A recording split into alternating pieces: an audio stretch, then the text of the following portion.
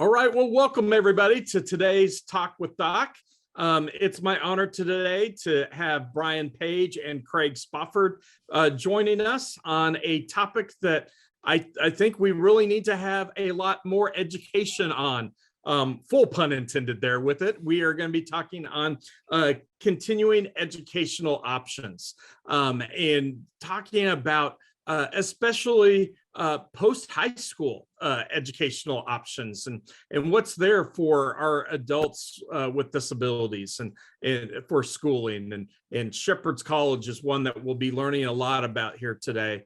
But there's many different things that are out there, and we just want to open everything up and talk through that. But first, if you are watching with us, if you're on our Zoom call with us, and have any questions, we'd love to take live questions on Zoom. You can just put them in the chat and I'll take those and we'll answer those. If you're watching with us on Facebook Live, just put them in the chat and we'll take those as well and share those and get everything going. So we'd love to have you be a part of this and we'll get those there. So we want to have you be a part of it. So with that, let me first kick off. Brian, let me have you introduce yourself first. Welcome to Talk with Doc today. Brian, take it over. All right. Thank you, Doc. It's a pleasure to be here with you today and also with Craig and everyone that's listening in. My name is Brian Page, and until recently, in December, I was the Senior Vice President of Advancement at Shepherd's College.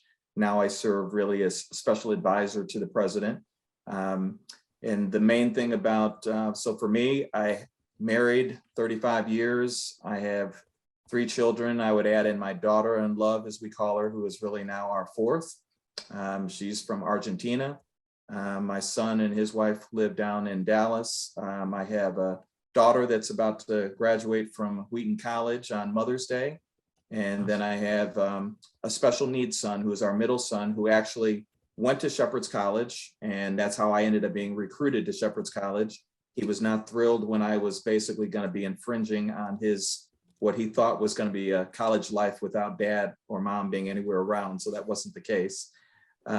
So I'm fortunate so in his case, I'll share a little bit more about kind of his story and testimony.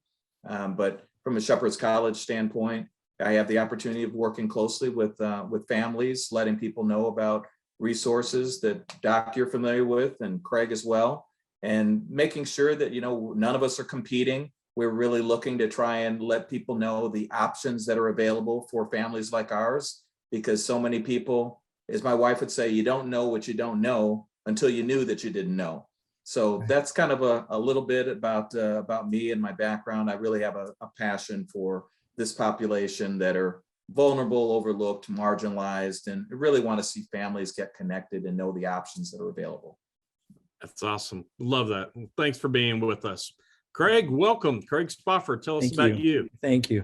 My name is Craig Spofford. I'm the Executive Director of Beyond Limits College Experience Program located in Bloomington, Minnesota on the campus of Bethany Global University.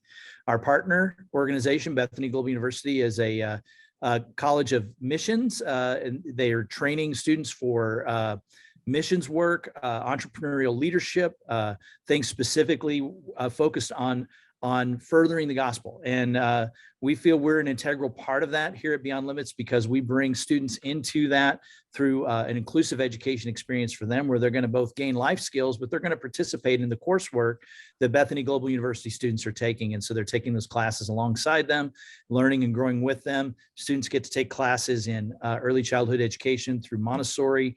We have a live Montessori on campus, and our students, some of them get to work within that. Bethany is also a work college.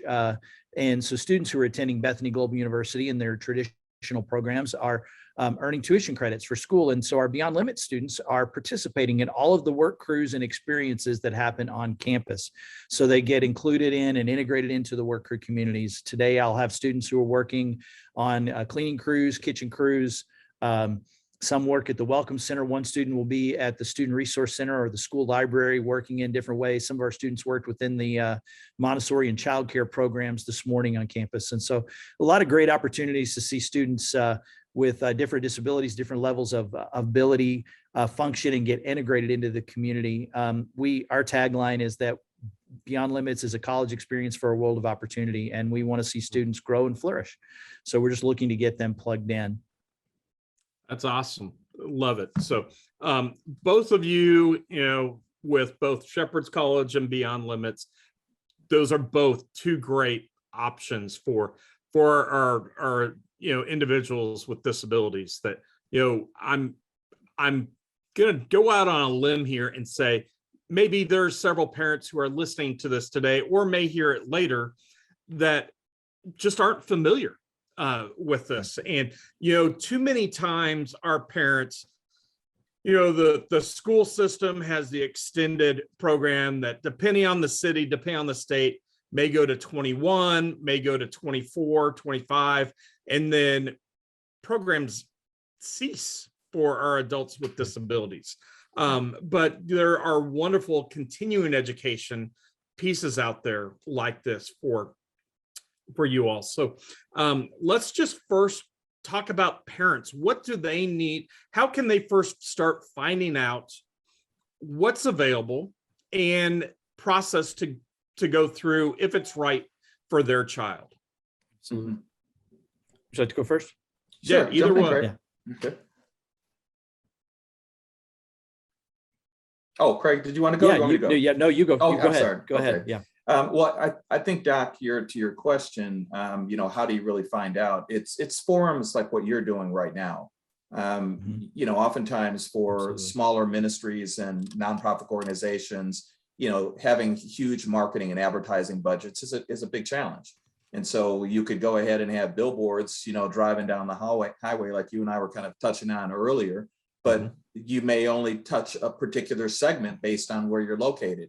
We're all in different states, which is a perfect example. And so if somebody is not kind of in that, contiguous location, they will never have heard of us. It's kind of what happened with my family and I. And so I think the big thing is really sharing with other people and trying to take advantage. These days, the social media is really huge. You can use it for good purposes. And this is one of those things. But people also have to be directed to where some of these resources really are, so they can hear what Craig has really talked about. And I'm sure both of you would say the same thing. Sometimes I feel like in the special needs world, everything is a best kept secret. So our goal is to make sure that we're not kind of a light that's hidden under a bushel, and that someone as a family could go ahead and say, like in our case, because I had an older son that had gone to college, then we thought it'd be great if Benjamin had an opportunity to go to college, but everything doesn't fit everybody. And so just through a resource officer that we were working with at his special needs high school, which I'll give them a plug, Elam Christian, because that's another resource. This particular woman told us about Shepherd's College. And I remember thinking, I've never heard of that. And then she starts saying, well, I know it's a 3-year program and they train students in horticulture and technology and culinary. And I'm like, wow. And my wife and I were just kind of like blown away. And the interesting thing was, Doc, when my wife called to tell me about it, I was in Arizona on a business trip, obviously not aware of anything Shepherd's College. And then for us, we decided we'd go and visit it and see really what it looked like. So that's kind of my long answer to your short question. Yeah, no, that's fantastic. Yeah, and as far as learning and about opportunities like our program and other programs, there's other resources out there. One of the things I notice that can be is being willing to go out and shake trees and ask questions and enlist other people to help you locate things. I have had people find out about our program from simply doing a crazy crafted college for disabilities thing, web search, and then they find our website.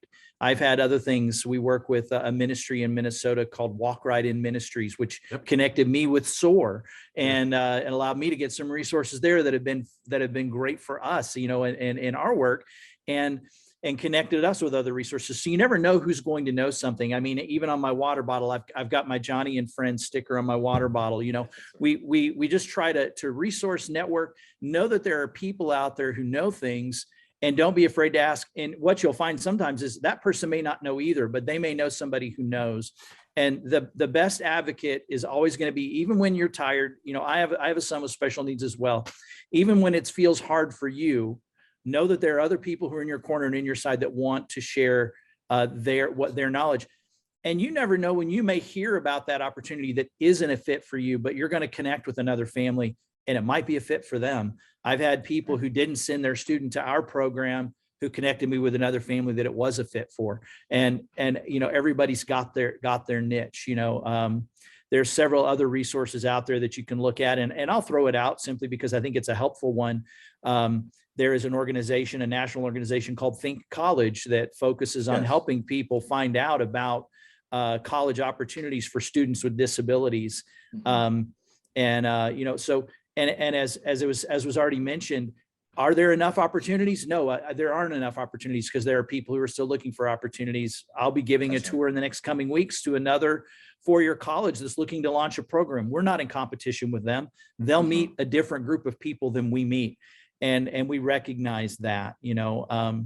My chief goal and desire is to see families recognize that there are things out there like waivers and things depending on your state that can help you pay for programs. Because one of the things that people come to me often about is, I'm not sure how we'd pay for it.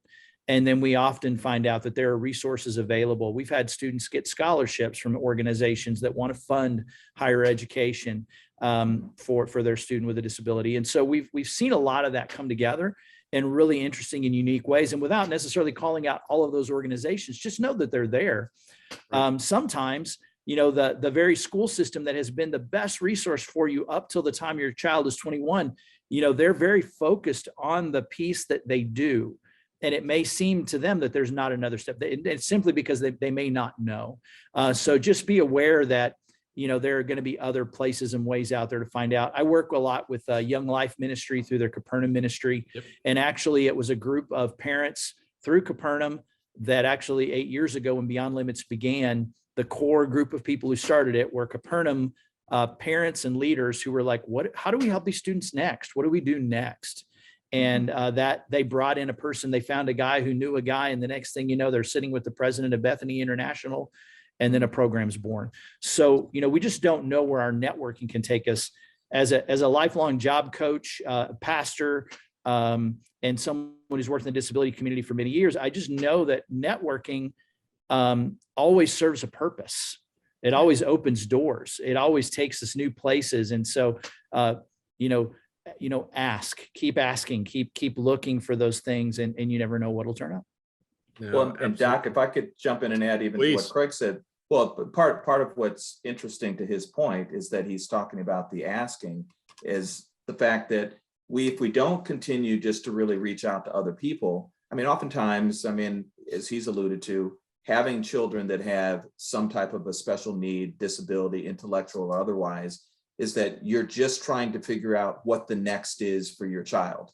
And then a lot of these families end up being in the exact same situation where if you don't share the information, then sometimes they're sitting there just lost. And you started off kind of by talking about once you kind of age out of the school system, then you're like, okay, now what do we do? Because I think we're always asking that question.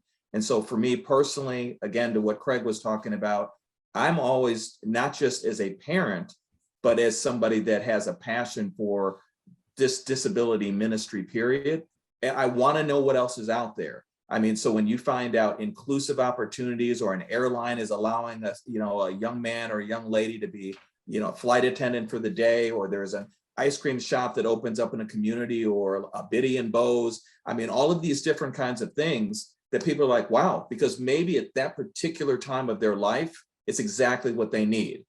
Because again, sometimes, we have people that come to Shepherd's College, and we know Shepherd's College is not a fit for everybody for a variety of reasons. And there's more and more of these opportunities that are opening up. But again, if we don't speak up and say, you might want to look into this, and then make sure that it really is something that can be a blessing and a benefit to another individual or family. Yeah, absolutely. And, the bottom line, and I think, Craig, you kind of hit on it there. It's important that, one, we all collaborate. That's why we're meeting here today and talking. We're Shepherd's College and Beyond Limits, you guys are definitely not competing with one another. You're collaborating with one another to help. We're helping you to do this as well.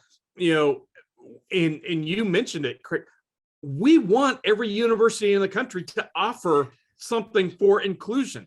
Yes, That we're not trying to just be separate. We want everybody to do it. It's the same, in everything that we do. And it's what I always say when we try to, you mentioned Walk Right In. We're huge partners, and we consider Walk Right In a sister organization of ours. We collaborate with them on everything. There are enough families and individuals with disabilities that we can have every organization going full tilt and still not meeting the need. right. Well, the same thing happens when it comes to the educational world. Mhm. And especially even more there, because it's even a smaller, I don't know if either one of you even know a percent. I've never seen it. What percent of colleges and universities even offer an inclusion piece type of education? I don't know if that number is even out there. I've never seen it. Are you guys familiar with it? I think we could probably find those statistics, but what I can tell you is that it's when you consider how many colleges and universities you could name, and the fact that in the state of Minnesota, there would be maybe 4 or 5 that could be listed that would fall into that category. And many of them are not even residential, Right, exactly. that just starts to give you a piece of it. I could get excited about the fact that Think College has hundreds, over 300 schools, are listed. But when you take a step back and you go, but how many colleges and universities are there?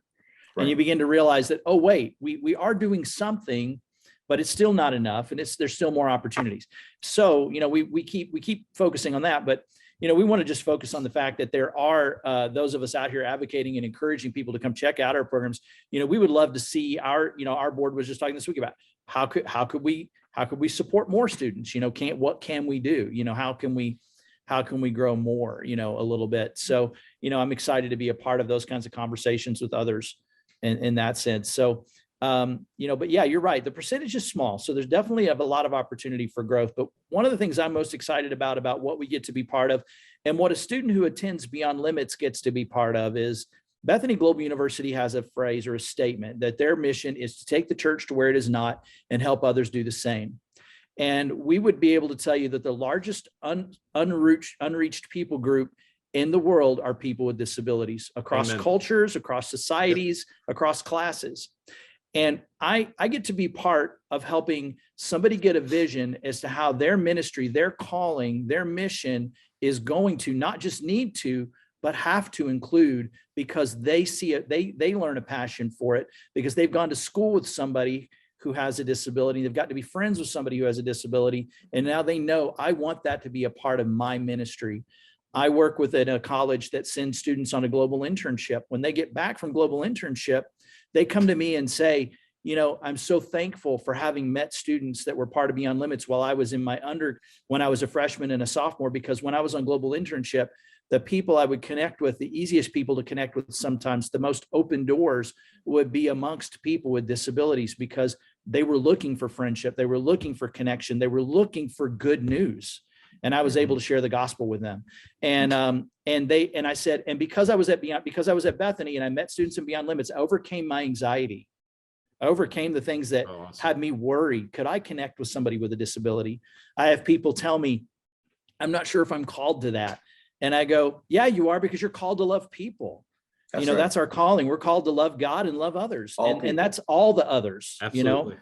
And we talk about Matthew 25, and we talk about those opportunities, and I get to be a part of those students' lives and just keep that vision alive. And you know what? We get to have some really awkward and amazing opportunities, because let me tell you, it isn't smooth sailing over here. I don't want anybody to get a picture that we don't have awkward things happen. But you know what? We do life together, and we figure it out, and we work through things, and we have uncomfortable conversations sometimes, and we learn and we grow. And we get to experience, what does this kind of disability look like? How do I engage with someone? How do I partner with them? How do I teach them? How do I love them? How do I just hang out and be a good friend? That's excellent. That's awesome. Love it. And like I said, a lot of good is happening, and where we are today compared to where we were 10 years ago, is light years ahead. And I'm excited to see where we'll be in 5 years and 10 years from now. So with that, though, let's just take a step backwards, because I want each of you to take a minute and describe your programs, just so parents can understand what exactly is Shepherd's College, and we've touched a little bit about it, what exactly is Beyond Limits, and who is eligible for it. I don't know if my child would really be a fit for that. And I think we all freely admit it's not right for everybody, but there's a lot who it is right for. So Brian, why don't you kick off first, share about Shepherd's College, and then Craig, we'll have you follow and share about yours. Okay. Well, Shepherd's College, first of all, it was started back in 1957. So it was not Shepherd's College then. So just to give you a little bit of the history, it was really just Shepherd's Ministries at that point in time. And it was more of a residential home. But by 2008, when Shepherd's College actually launched, the whole aspect, and both of you are aware of it, the world had changed in such a dynamic that it was more and more difficult, that oftentimes you felt like people were just being brought to a residential facility, dropped off, and then left. It really was not educating them and really challenging them to reach their full God-given potential. And so when Shepherd's College started back in 2008, it just had a handful of students. And the main thing is that the goal was to educate them in what we started calling basically appropriate independence. Because as we all know, in this population, everybody is not the same. And so we wanted to, similar to IEPs, to really think about how do you train and prepare them to meet their highest potential, not necessarily the same checking of the boxes that everybody else has. So the program was designed to be a 3-year program. Obviously, it's Christ-centered. Anybody really is welcome to apply. You do not have to be a believer to actually be at Shepherd's College, but all of our staff, everybody else is. We provide chapel. We take them to church every Sunday. Certainly not going to leave students back in the dorms and the residential facilities by themselves, unsupervised. But typically, Doc, it's individuals that once they age out of the high school, then they can apply to be a student at Shepherd's College. I think you both, of course, are aware, we're located in Wisconsin. Union Grove, Wisconsin is a small town, roughly 5,000 people. So it's a safe, hardworking, blue collar kind of community, but you don't have to worry about students, being in risky, dangerous areas, because families want to have peace of mind and they want to be comfortable that they're entrusting their son or daughter in a place that they're going to be able to come back to mom and dad down the road.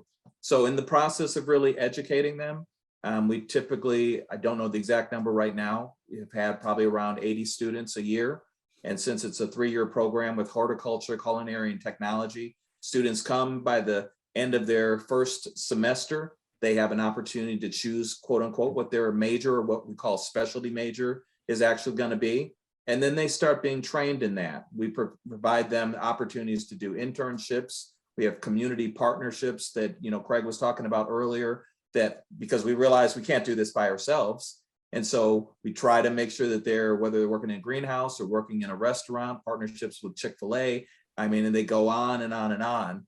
And at the end of the day, in our case, in my own family, is because here, Benjamin, for him to go to college, I'll never forget going onto campus and sitting down after we toured around and asking him, Benjamin, what do you think? And then he said, I'd love to go to college like Harold, who's his brother.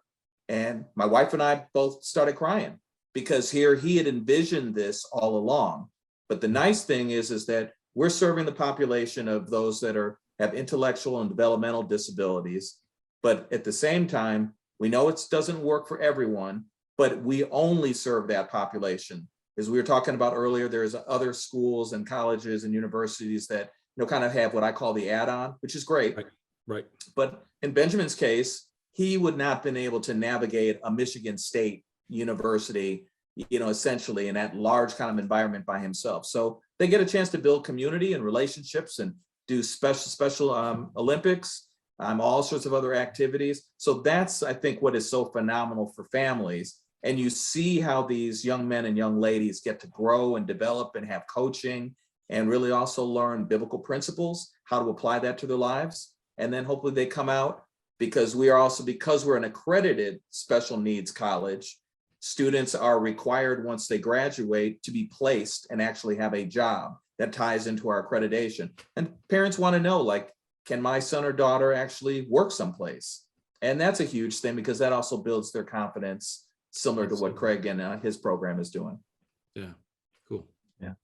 Well, Beyond Limits is currently officially a 2-year college experience program. We have extended the program at times for specific individuals if we feel that there have been opportunities to benefit that. So who knows where that'll grow in the future? But right now, that's where we are. Students graduate with a certificate in life skills that is presented with them at the joint graduation ceremony. They get to walk the stage with their Bethany Global University counterparts. So we're excited. In just a few weeks, we'll be having graduation. We're having 3 more students complete their programs this year, and excited to have that. We're actually a pretty small organization.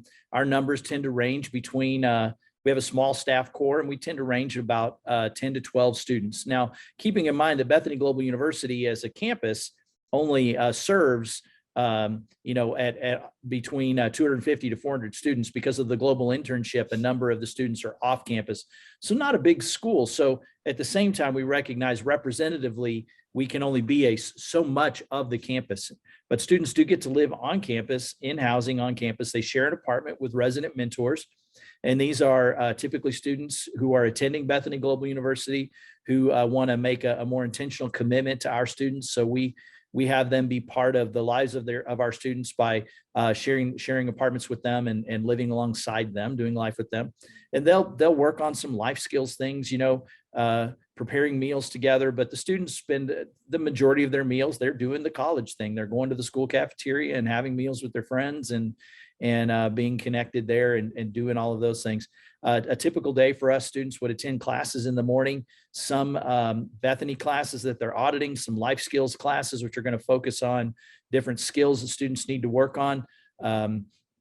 That'll help them grow in independence, whether it's something along the lines of emotional management or relationship development, or financial skills and things of that nature. And then we spend some time every week getting off campus to do some shopping in the community, because we need to learn how to navigate the grocery store and build those life skills.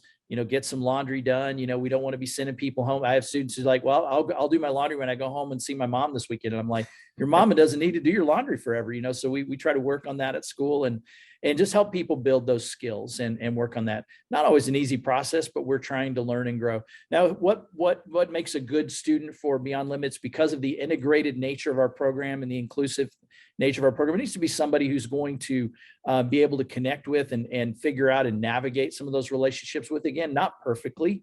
We're not looking for somebody who's got everything all figured out, but that they really want to be part of the community and can connect and get and work in those areas. Some of our students have been in integrated classrooms growing up. Some haven't. Some of them, it's their first time doing that. We've had students who've come in who grew up homeschooled. Some of them have been in, the typical special education types of structures. Others have been in inclusive programs before they came here. But our key thing is, if someone were to say to me, do you have to be a Christian to come to our program? I would say, no, you don't, but you do need to understand that you are at a college of missions, and that the gospel, this is very much what we're doing and who we are. And oftentimes when we go to a chapel service and one of the leaders of Bethany stands up and says, what's our purpose for being here, guys? One of my students is the one that shouts out the mission the fastest and first. We're here to take the church to where it is not and help others do the same. So that's really, very much, I would want people to know that is very much the fabric of who we are. We're seeking to grow disciples who want to make disciples. And if we can help our students become those kind of people that want to share the gospel and do that, then we do that. Whether they can do it well and articulately, or they learn to do it through a life of grace and just being a person of service. Our students get connected in our local churches in the community. And several of our students are serving at the church that is nearby. They serve as greeters or in children's ministry. And that church has done a great job just letting them be part. And I wouldn't even say that, when we think of a church with a disability ministry, I wouldn't even be like, hey, this church has a great disability ministry. No, I just think they just do a good job of letting people serve and be part of the church. So That's good, Kurt. Yeah, that's good. Well, I know one big question. I've already had a question come in, so we'll go ahead and go to this now. What's the estimated average cost for attendance? And then the side question with that, and one of you had already mentioned a little bit about that. How can you go about what kind of scholarships are available and funding to help offset the cost of this education? So throw that out to both of you. Well, I think for us, if somebody looked at it just on paper, they might suddenly black out. But so the tuition for Shepherd's College is $50,000 approximately per year. So most families can't do that. But part of my fundraising role and what our team does is that almost every single family that comes, unless they know up front that they're going to be full pay, is that they're going to be scholarshiped. And so we scholarship significant dollars. And of course, it's dependent on need, but also because we're accredited, then people can apply for financial aid. They can go through the FAFSA process, like I've done with my own particular kids. And so that's a huge benefit, because the last thing Shepherd's College wants to do, even as a ministry, is we don't want to have individuals like a Benjamin that comes out of college and you're up to your eyeballs in debt. And if Benjamin ever made $150,000 over the course of his life, that would be amazing.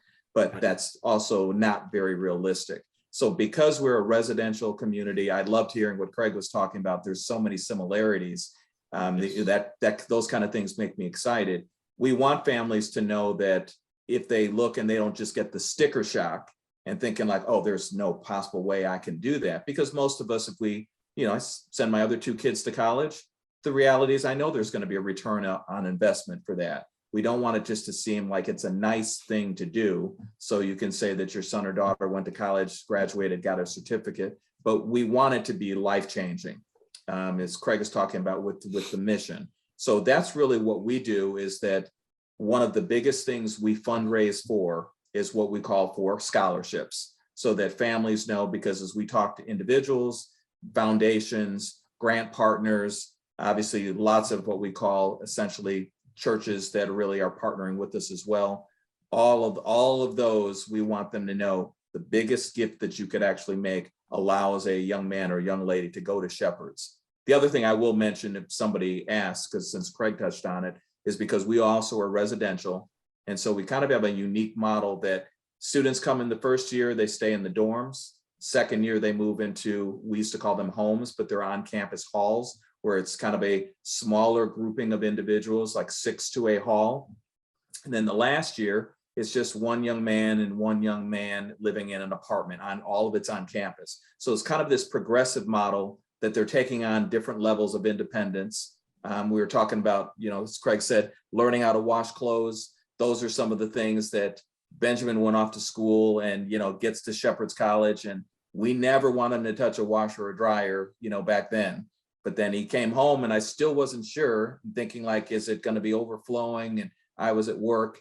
But those are some of the things that he was like, Dad, I got it. And I'm like, oh, you sure you got it? Because Mom is going to probably kill me if this ends up being a disaster. But the big thing is that those are all the equippings, again, that I know, all of these other organizations like us are really trying to do to make sure that they can handle some of these things on their own, but it needs to be affordable. Because otherwise people immediately will turn the switch off and say, okay, well, let me find something else. That's not going to work. Yeah. I hear that. I know that's one of the chief concerns here, and people are looking at that when we talk about the what's next. And,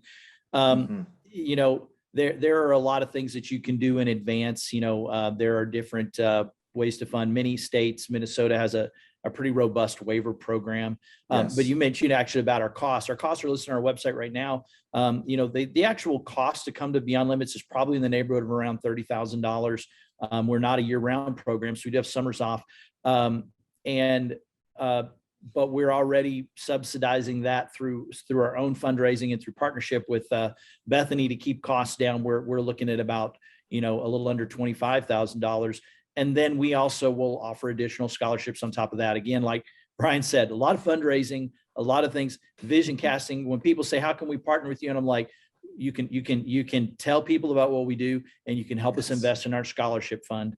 And then we encourage people, I always want to encourage families. I'm like, I know it's hard to go there and ask, but we want to make sure that you've applied for Social Security disability. You've looked into the waiver programs from your state, because a lot of times, a lot of things can be funded through those. They're there to help your student grow in independence and grow to that next level. And that's what our goal is too. One of our success things that we hope for is we've seen students who are having to apply for that independent or semi-independent living, and with the limitations and the limits that are there. One of the reasons people say, well, why should my son or daughter go to your school? And I can tell them about all the wonderful things we do, but a positive outcome is that I've seen students get into that semi-independent living situation sooner because they've already proved I can live away from mom and dad. Right. I've done it. I have experience, I've been successful. And so that gives them that as well. And then, the other scholarship opportunities, like I said, we do a lot of fundraising, and then we just try to guide parents and families to the different resources that are out there. For example, we've had students get scholarships from foundations that are catering towards students with specific disabilities.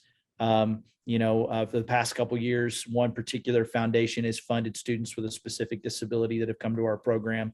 And we know those opportunities exist, and we just encourage people to pursue it and see what they can do, and then again, we find ourselves rarely turning anybody away that just can't afford it. We try to figure it out. We work hard to make it happen.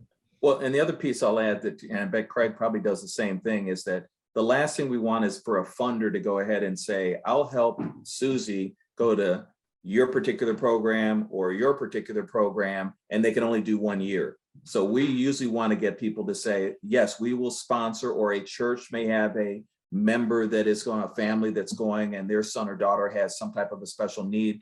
And so then we can say, would you actually cover the cost for 3 years? Because that's the last thing we want somebody to have to start and then they have to exit out.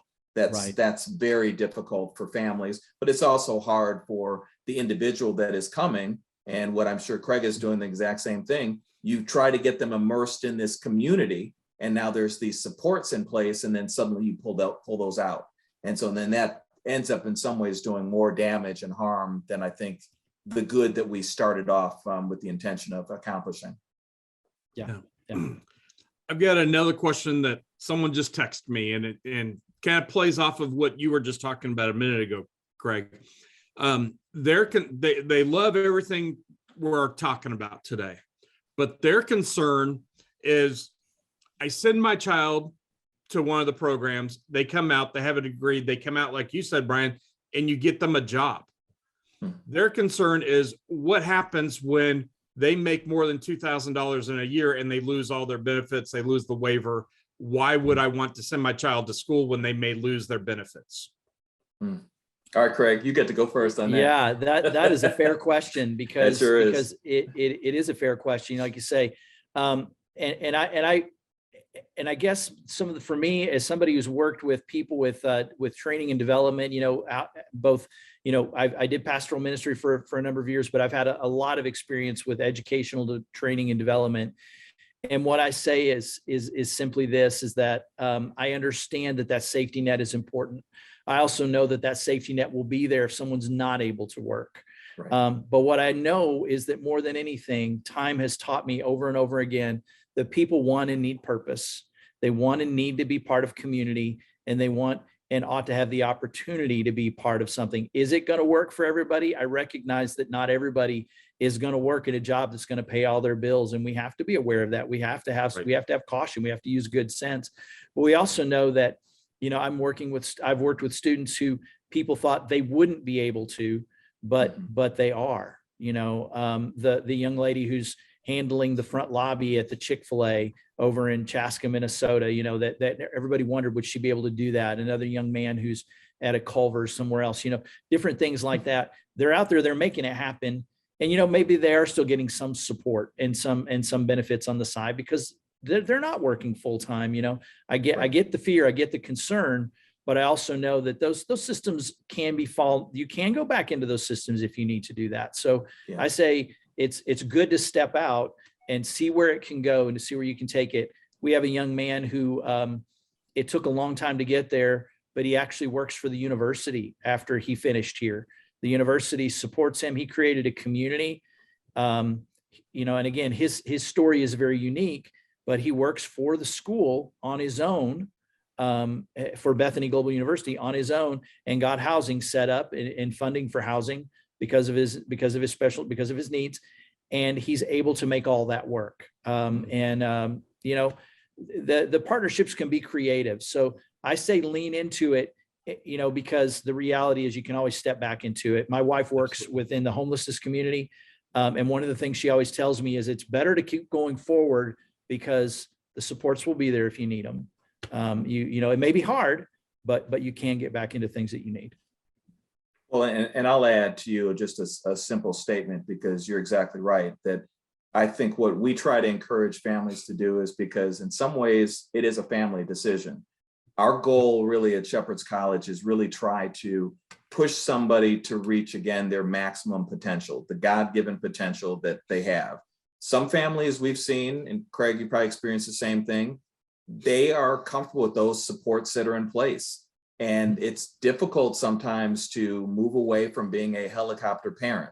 And I experienced it personally, just telling on, my wife and I, is that you start thinking like, I don't know if Benjamin can actually wash clothes on his own or cook on his own. And so if those dollars are there, but if he was able to go ahead and make X number of dollars and it pushes past kind of what's in those boundaries, then that's excellent. But then again, some families don't want that. And so we try to go ahead and encourage them as much as possible that what are the goals that specifically you have set for your son or daughter? And our thing is to try and come alongside and help you to achieve whatever that goal may be. Some come to Shepherd's College and the goal is community and to be able to say that they went to college and they built relationships. Somebody else, it may mean that they really want them to learn how to be a cook and go work in a restaurant and maybe learn to move up to be a chef.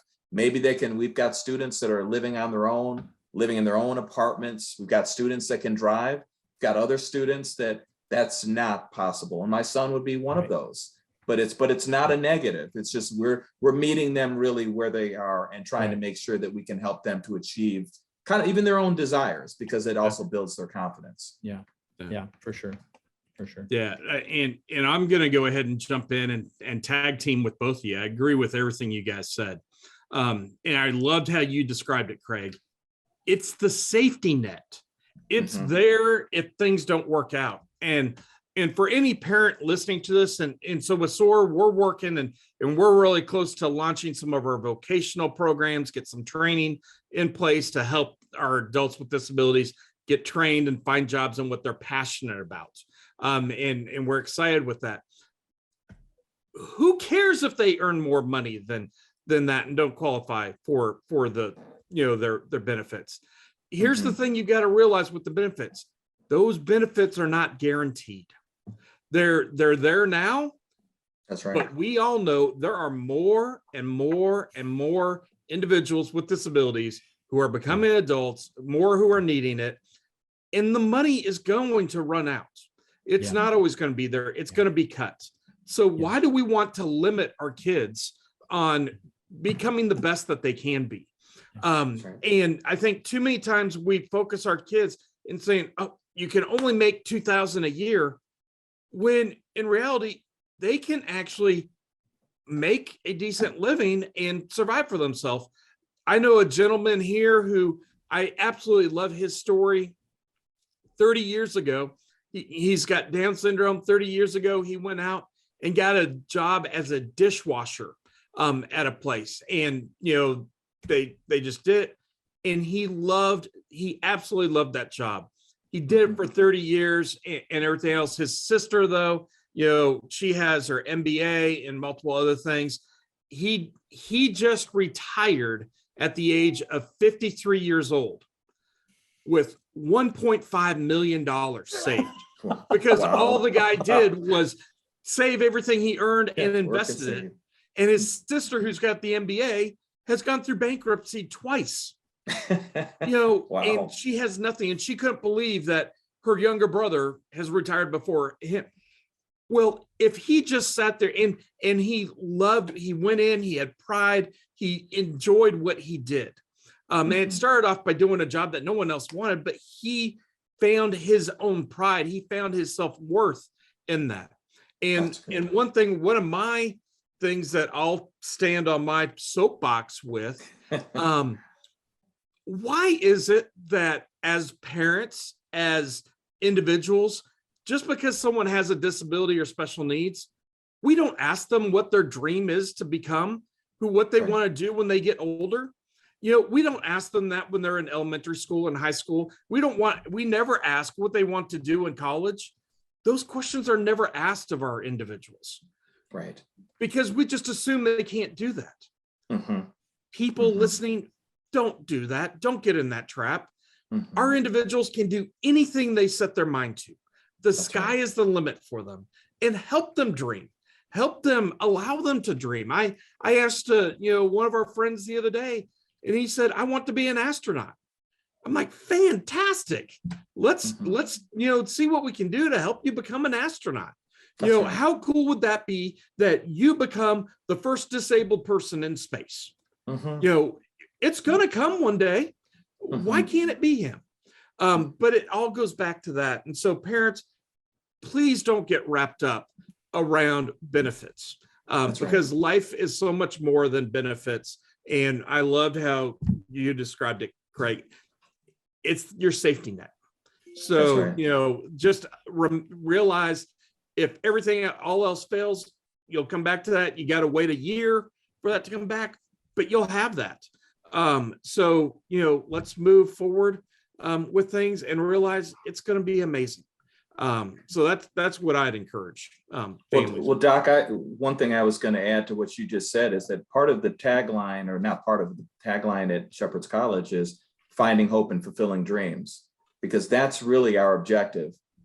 Because you almost can take it for granted that we all know to be in these faith communities that we're really trying to help people to grow in their belief in the Lord. And we know with God, there's nothing impossible.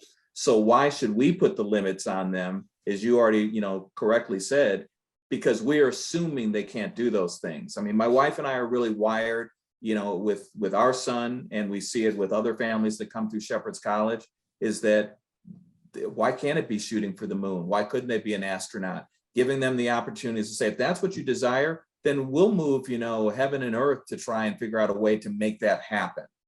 So I know, like in our son's case, he would love to go ahead and do movie animation, but it's easy just to think like, well, I don't see how that could ever really happen. But there's so many families that are in those situations. And that's the downside and the stigma that we all know that's happened within this population for years, is that, well, we'll just have them go to a grocery store and be a bagger. Nothing wrong with being a bagger, right? But there's all other things that also individuals can be doing if they're working under Craig's tutelage and his leadership in the team, that they can be trained and equipped. I mean, we want people to walk away and say, wow, I found hope when I came here and my dream is fulfilled. I mean, I wanted to start my own business or ministry. We've had, the story that you told, there's so many great testimonies of that, but we had a gentleman that years ago came to Shepherd's in the early days, went through, graduated. His parents started having health challenges, which, that's a concern for families, because what happens is we get older, who's going to now take care of my son or daughter if you don't actually have a will in place or set up a trust and all of those other aspects. But this young man ended up, because of his training and equipping, he took care of his sick parents. And so you think like, wow, so like you're saying, somebody could retire before the NBA sister. Those things actually are happening. And sometimes, because we don't have all the publicity, there's not ways to also get those stories out that the general population can know, like, wow, so that's possible? Yeah, really anything is possible, especially if we say that we're believers. Absolutely. Yeah, absolutely love that. And again, this is where it all comes about, again, with the collaboration with everyone. And just, again, what my hope with just having this talk today, helping raise the awareness, educating everyone what's there. Again, as a parent, we're all three dads of a child with disability. it's our job as a parent of a child with a disability to be their advocate for them. Yes. And we have to fight for them. That's in everything. It doesn't stop when they graduate high school. Right. It's continuing on. So, let's find what their passions are. Let's find what we can do to help them. I absolutely love what, you guys are doing, Craig, because, nowhere in the Bible does it say only those with an IQ over 70 should go into all the world and share the gospel. There are no, limits on that. It says all. And that's why one of the things we're doing, and we need to talk more, Greg, because one of the things we're creating missions trips to take families with disabilities to go serve others with disabilities throughout the world. We're working in Belize and in Kenya, Africa, and the Middle East. And we're within the next 16, 18 months going to be taking our first trips with families there. Fantastic. Awesome. Because Fantastic. most organizations won't take someone with a disability. It's too hard. Right. Yeah. Exactly. Well, guess what? God, life is hard. And if Yes, we it is. want to be more like Jesus, who did Jesus hang around? He, 75% of his miracles were done on those who were lame, who were blind, who couldn't hear. He said he was the first special needs pastor. He was around those with disabilities, and we need to be more like him and be with those. Yeah. And on top of it, as you guys can both attest, you will be blessed. And that's what Luke 14 says. Luke 14 says to bring them in, have them be a part of the church. It says it not just once, we're but twice. literally all thinking of the same passage of scripture. Right? Yes, that's absolutely. Mhm. And but it even goes. It says why to do it, so that you'll be blessed. The church will be blessed. The individuals will be blessed. And what an amazing thing it is. And I can just, I've never had the opportunity to be at either location, but I guarantee you both of those places are filled with joy. Because when you get this many individuals with disabilities and special needs, there's just a ton of joy that is going around there. So love that. But we are coming to the top of the hour with it. I want to appreciate your guys' time. Let me just kind of give some announcements of things coming up, and then we'll come back to each of you for a parting shot, if you would. So think of whatever last parting shot you'd like to give on whatever it may be. But I really appreciate each of your time today. This has been valuable. Again, we'll be posting this up on our YouTube channel within the next few days too. So if anyone has any questions, just contact us, and we're happy to put you in contact with either Craig or Brian. They've got great information, and I know they would love to talk with you as well and answer any questions you may have as well.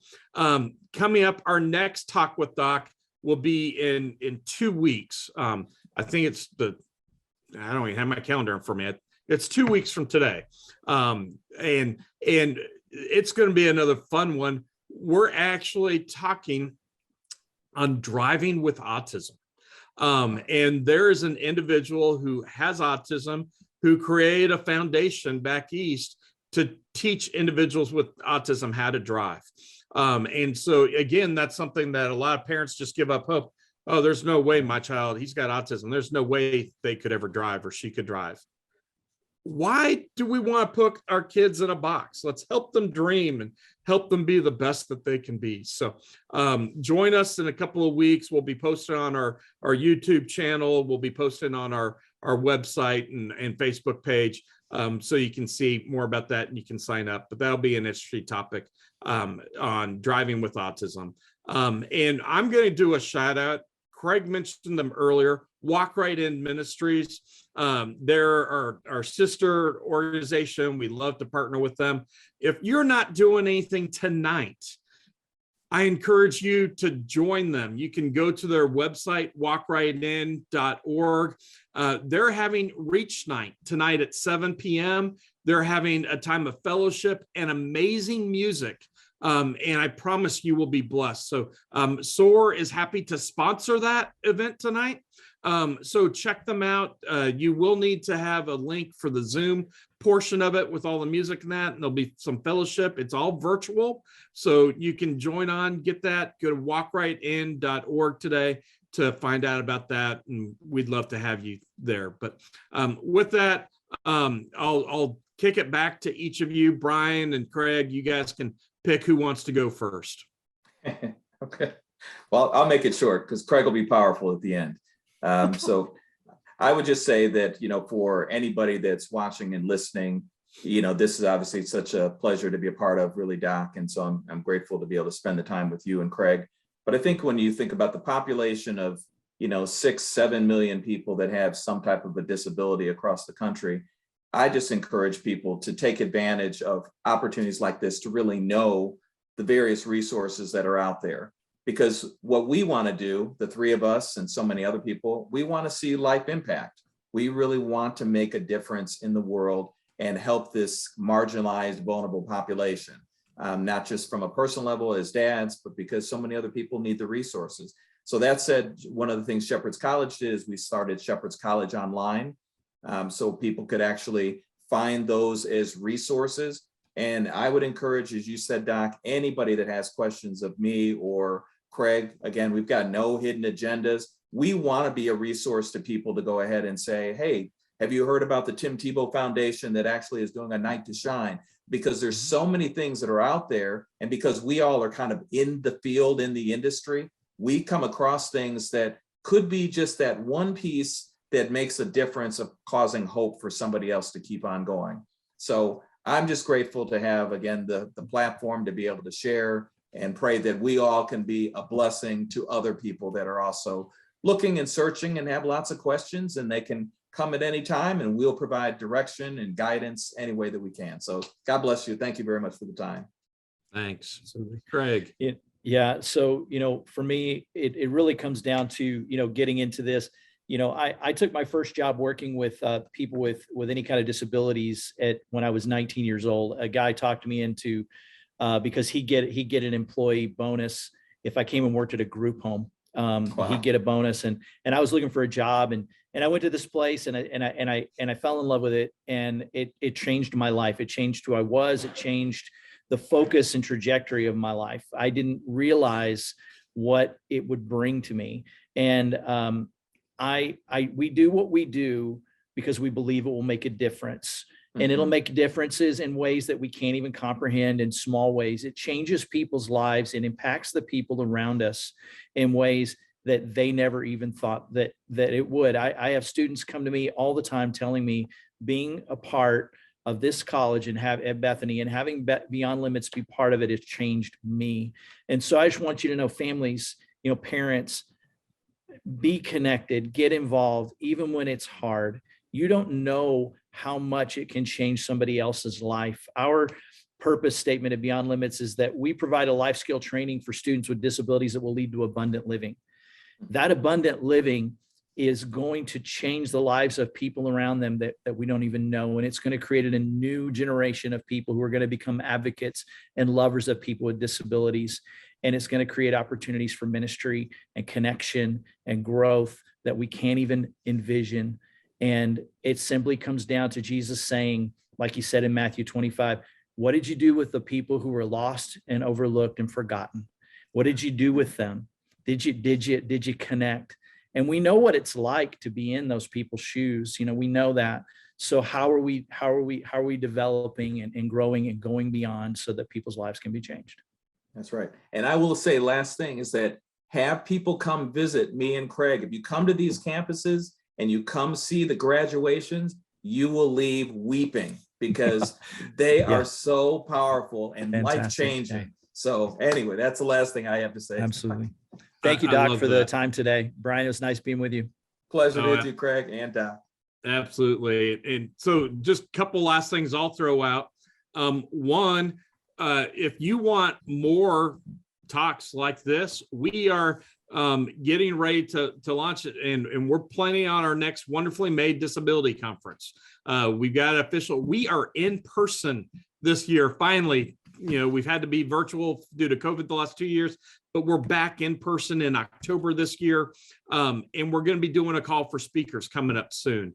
And I know, these guys have been great part with our conference and in that. So, it's a great way to learn more and just fill your tool belt with so many more things. And last thing I'll share, if you are in the greater Kansas City area, you need to sign up this Sunday. We have our SOAR prom with our Mardi Gras theme from 4 to 6 p.m. on Sunday. It's a parent, caregiver, child prom, all ages. Nice. Come on out. It's going to be amazing. $30 a couple. It's going to be a ton of fun. It'll be at Victory Dodge Ram Chrysler at the Legends in KCK. It's great partnership. They're moving all the cars out and we'll have the showroom to dance and have fun. So go to our website, soarspecialneeds.org, and register today. It will be amazing for that. So again, Brian, Craig, thank you so much for being with us. And parents, please check into what's available for your child. Be the best advocate that you can and help your child dream and be the best that they can. So thanks for being here today. And as always, come soar with us. Have a good day.